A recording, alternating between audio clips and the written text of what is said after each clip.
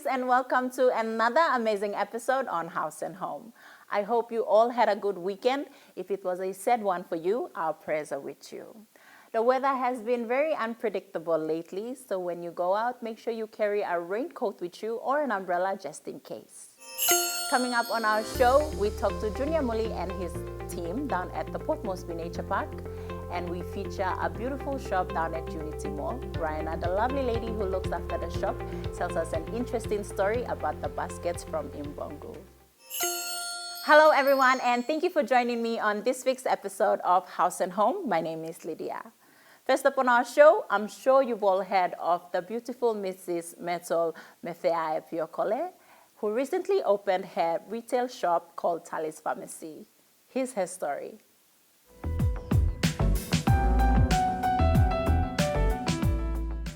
My real name is Myrtle Mefeae. My maiden name is Mefeae Piokole, my husband's surname. So I'm from Gulf, Kerema. Mom is Fijian. Mom passed away, so dad remarried to Kerema as well, from Lese, Kavoro. Yeah. I'm the eldest of five siblings. I'm a pharmacist. The sister after me is with UNICEF. The other sister is in the States, in America. She's also working and studying there. And then we have two twin brothers. Yeah, and I'm married with 6 kids. Talis Pharmacy, we registered the business in 2018, to be exact. We started off at Garden City. At Garden City, it wasn't as this setup. We went into partnership with Blue Sky Medical and Dental, so we had our pharmacy located inside there. So it was a small setup. It wasn't as big as it is now.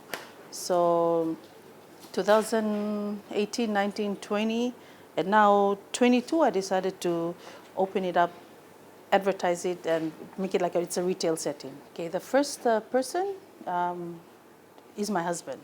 He's such a very supportive person, and like they say, behind every strong man is a powerful woman as well at the back. But for me, it's the other way around. He's been very supportive, pushing me when I'm down.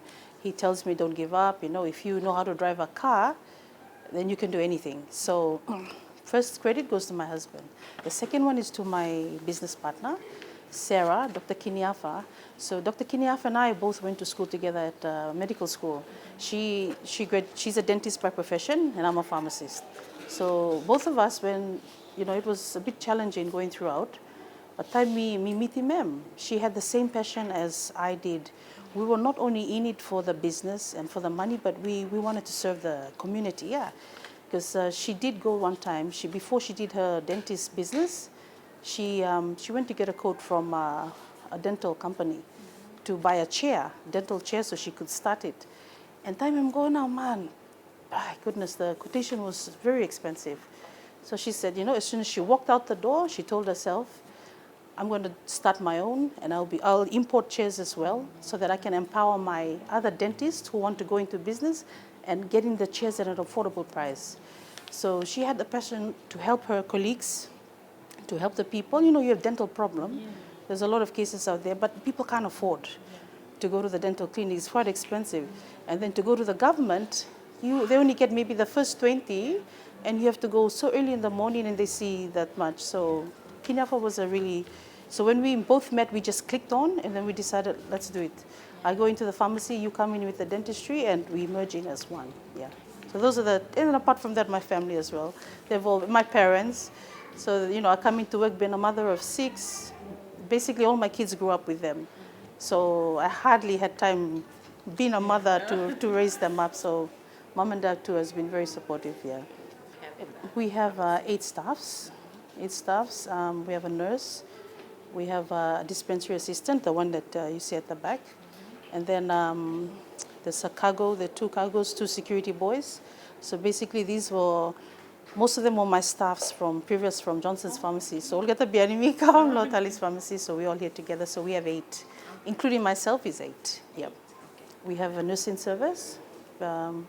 We provide free consultation for patients who come in to see the nurse, and then, you know, whatever she charges, that's whatever she prescribes, that's what you will pay. And then we have other, I as a pharmacist, I do patient counseling for patients that come in for the medication. We have over-the-counter medication, Over the counter means you just come and you can take it, but then advice on prescription or the pharmacist is there to help. And then we have the girls at the back. Yeah, they do their hair braids. So it's just like little SMEs that I told them to come in and do their business here with me. So I asked the girls to come and join, so they have their braiding service here as well. And then we have cosmetics and jewelries and all the other stuff. And like I said, because we're with Blue Sky Medical and Dental, so we have a medical doctor, and then there's X-ray departments, there's lab, all those things. So if they come here, we can refer them to there to be seen by the doctors. Yeah, 8 to 5 every day. Weekends, we're also open on the weekends for half day. So 8 to 3 on Saturday, and Sunday is 9 to 1. I never even thought I was going to be a pharmacist. I never even dreamed until I went to UPNG, and then my best friend, who was like a mother to me, Jenny Tovu. So she was going to medical school to be a doctor, but I didn't want to go in there as well, but I wanted to be in a field where you're also there to help the people. So she said, whether you like it or not, I'm going to register you as in the pharmacy course. So she became like my mother back at school, Dr. Jenny Tovu. She's actually a surgeon right now with PomGen. So she went and she just registered me in the pharmacy course, and she said, you start in school tomorrow. I said, hey, you know what? My parents don't even know. My parents don't even know about this. She said, okay, tell mom and dad that I put you under the. So that's how I went through the pharmacy, and I thank God I did, because I'm here today. So I did the pharmacy profession, and I love to talk to patients, help them one-on-one, see them. But the thing with being a medical doctor, not that I'm against it, but you hardly have time. For them, the ethics is patient first, family later. So I needed to, because I always wanted to have a lot of kids. So I said, I have to have time for my family, and also have time for seeing patients, one-on-one basis with them. So I said, okay, pharmacy is the best thing, so I'll take it. And also because later down the track, I wanted to start my own, which is here today. Yeah. To the pronunciation, they couldn't pronounce myrtle, so myrtle, myrtle, metal. It's so hard, so they decided, okay, we change her name. We'll give her the Fijian name for myrtle, which is Metali. Okay. Metali, so Tali for short. And everyone knows me, even at school to university. My lecturers all call me Tali. They couldn't pronounce myrtle, so they call me Tali. Even in the business with my employers, they call me Tali as well. So I've been known as Tali by everyone. So yeah. Tali is your name? My name, yes. More like a nickname, but that's my name, yeah. Okay. It's about time that we all get into, to the retail sector. Our foreign brothers and sisters, they've been here, and they've already set the pace for us. Now it's time for us to get into the market, and let's see if we can do it. Like, it took me 10 years. 10 years to actually put my foot down and say, I'm going to do this, I'm going to do this. And I keep postponing it because it's so overwhelming, one, and then two, you think the finance and the capital and all that put together, and then you keep making yourself scared. So I said, Tali, are you going to sit all day and just dream about it, or are you going to get off your backside and do it? So I said, no, let me do it. So to all my pharmacy colleagues, we can all do this. It's not hard. Well, I shouldn't say that. It's challenging, but it's better trying than never trying at all. And that's my advice to my colleagues and to anyone that's,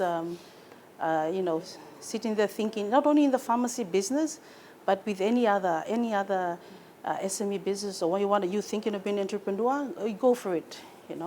You won't even know what it is unless you try. So that's just my advice and my encouragement to anyone who's thinking about going into business. We don't have a landline address, but the mobile is 7111-5183, and our email is talispharmacy2019@gmail.com.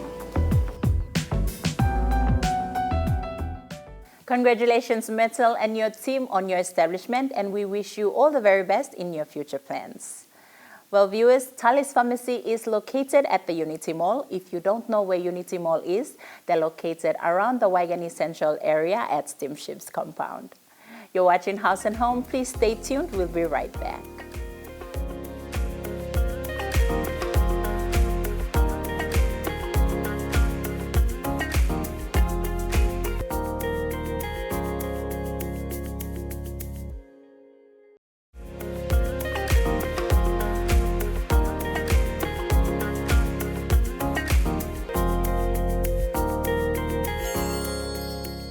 Welcome back. Now we head on over to the Port Moresby Nature Park where we see what gardening tips Junior Muli and his team have for us. Hello everyone, thanks for having me back on the show. My name is Junior Muli. I'm the horticulture team leader in Port Moresby Nature Park. For today's segment, we're going to talk about establishing a small-scale nursery at your backyard.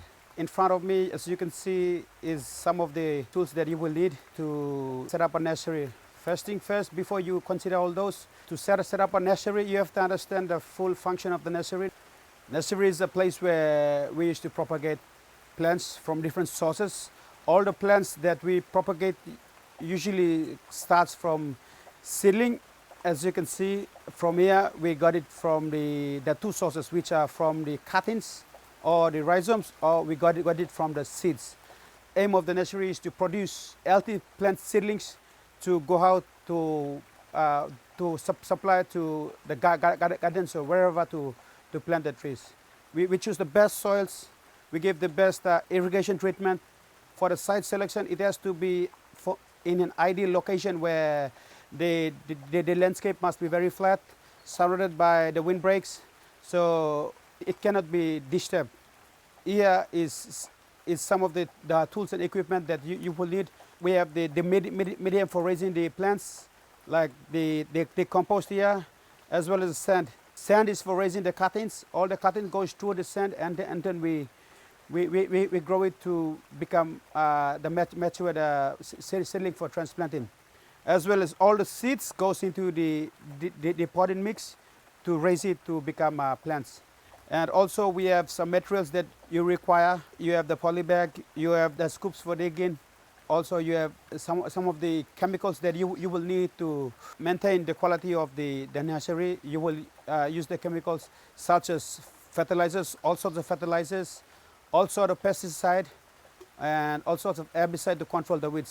So pesticide is to keep the pest and the disease away from affecting the growth of the plants, as well as for the fertilizers, it's for enrichment and to promote the growth of the plant. It can be done through the granular application or foliar using the knapsack. For the herbicides, you have to control the weeds within the nursery. So these are some of the chemicals that we use also in the nursery operation. So before that, you must always apply the PPE, where personal protective equipment is very, very important for your safety as well, because the chemical is something to do with hazard. So these are some of the setups that we have taken into consideration of the environmental factors that we have in the vicinity. It's like the rest of the Papua New Guineans, we always face hot and wet climate. The shade cloth is very important to control the light intensity and the wind and all this. So the transparency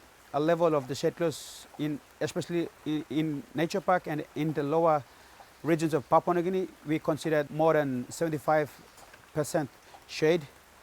And towards the high altitude, you should prepare 50% transparency.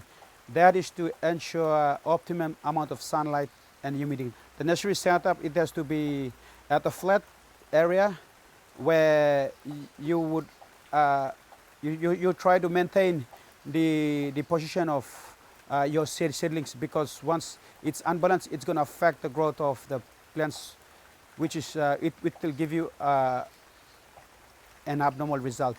That's some of the factors apart from the operational that you have to take into consideration. Also, the sources of soil. We prefer soils from the forest, especially the topsoil, apart from soils in the grassland. That is because of preventing further workloads, because in the forest it is free of weeds as compared to you get it from the grassland, because grasslands, all the seeds of the grasses are in the topsoil, so it will give you a continuous problem after that.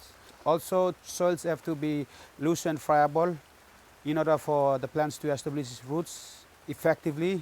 Therefore, soil selection is also important. It has to go through a process before you plant. So once you get the soils from the forest or any woodlands, you mix it with the sand and the sawdust to make it loose, and then you put it in the you pack it in the poly bag, nice and firm, And after that, you transplant your seedlings. Either it could be in the seeds or from the cuttings or rhizomes. We ensure we get a good germination rate, we get a good successful and healthy seedlings ready to be planted out. That's all from the nursery department here in Port Moresby Nature Park on how to establish a small scale nursery at your house. I'm Junior Muli. Thanks for having me and see you next time. Thank you, Junior Muli and your team for those very helpful and important tips on how to make a nursery at home. Port Moresby and PNG is very hot and wet all year round, so it would be nice to have your own nursery in your backyard. Make sure to treat your plants with much tender love and care. You're watching House and Home. We'll be back with more.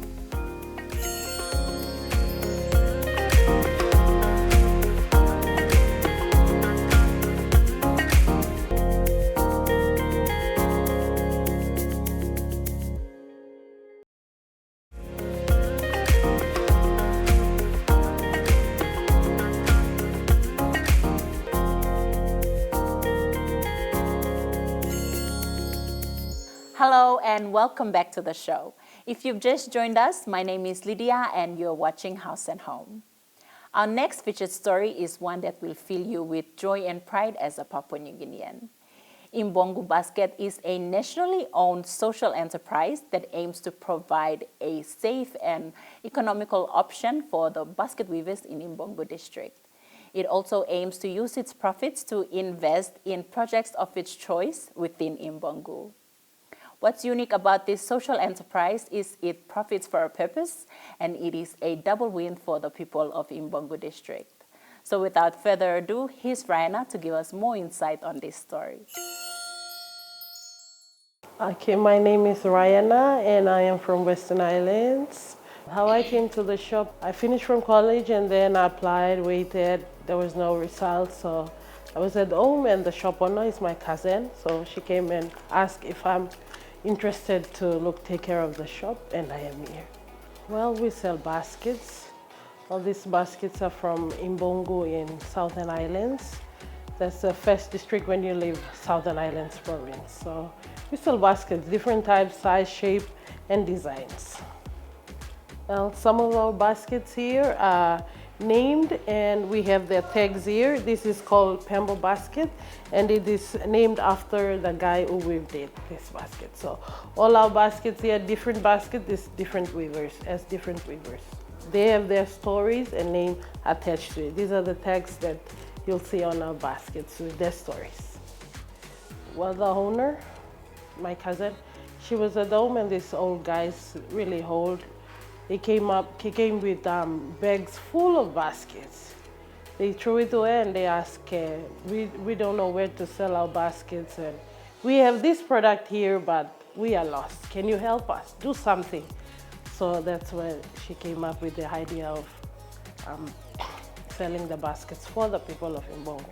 All these baskets are all weaved by men. I think probably 40 years is much earlier, but around 45 years and above. I take care of the shop myself on a daily basis from Monday to Saturday.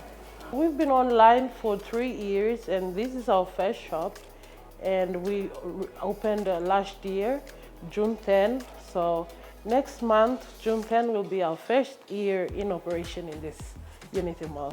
When she first opened it, her sole purpose was to support the local weavers, because most of our weavers are from the district, and what they do, they travel down to Ley, Mount Hagen, even Medang to sell their baskets. So instead of traveling and all the expenses, she tells them to stay in the house in their villages. At our own cost, we travel to their villages, get the baskets and sell them here. Bring them down and sell them here. The money goes back to the weavers. So every basket in here, if someone comes and purchases it, the money goes back to the weaver, supporting his family and all that. Online, nowadays, everyone is using Facebook and Instagram and all that. So when we post our pictures out there, some people are so busy that they cannot come to a shop to purchase. So we deliver them. That's how we've been selling our baskets. Our shop opens on Monday to Fridays from 8:30 a.m. to 5 p.m. in the afternoon, and on weekends, Saturdays, from 8:30 to 5 p.m. Well, our future, we are looking at getting more baskets in, supporting the locals, the weavers back in the village, financially helping them with their school fees. I mean, we've been doing that as our community project. We've been supporting their fees, school fees for their children and all that. So we are looking into that, buying more baskets and helping the community. So the economic level or the sustainability of money stays within the community, flows. What motivates me is the baskets. I mean, the weavers, the story. If I don't make it through, that doesn't matter. If someone back in the village that goes to a university and indirectly me staying here and helping them sell the baskets and that's what's happening, then I am just 100% happy. And that's what motivates me, yes. We have baskets here, so if you want to support our weavers, all our baskets here, the money goes back to the weavers back in the village. So buy a basket, support a weaver and his family. For more information on Imbongo Basket, you can call 722-63356 or visit our page on Instagram and Facebook. We are Imbongo Baskets. Yes, we have a shop here at Unity Mall, Unit 22. It's at the back of CPL Islander. You can stop by and visit. If you need gifts or souvenirs to take, just come down here anytime.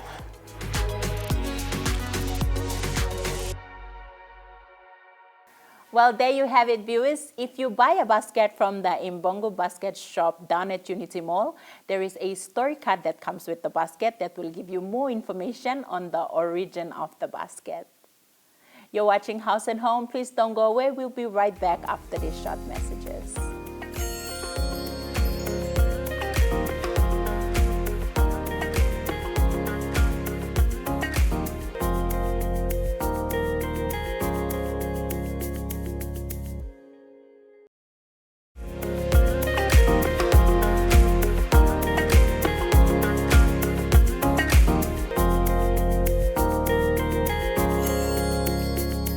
Welcome back. Now, to wrap up our show, every month on House and Home, we feature a pet adoption from RSPCA. For this month's pet adoption, here's Karen Swale to tell us more. My name is Karen Swale. I am the admin manager here at RSPCA. Here we try our very best to help unwanted and stray animals to find a new home. So Ray Ray is one of those puppies that we fortunately found on the streets of Port Moresby.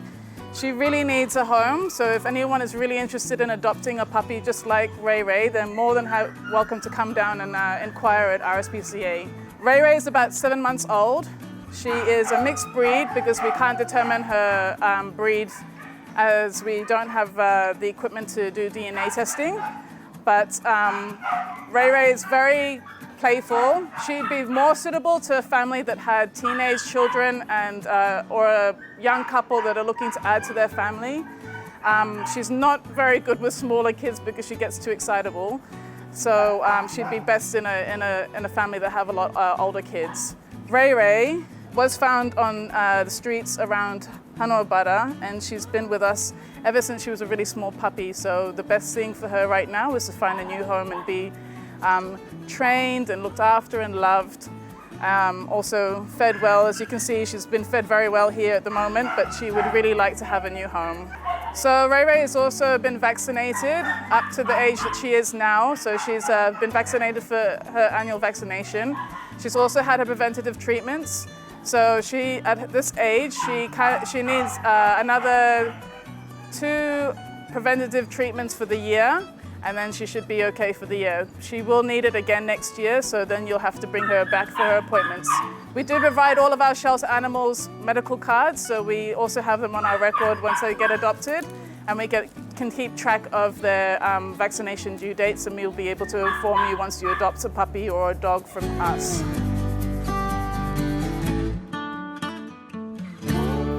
Thank you so much for being with me From all of us here to you, make sure you keep up to date with the weather. Enjoy the rest of your viewing on EMTV, and we'll see you soon on House and Home.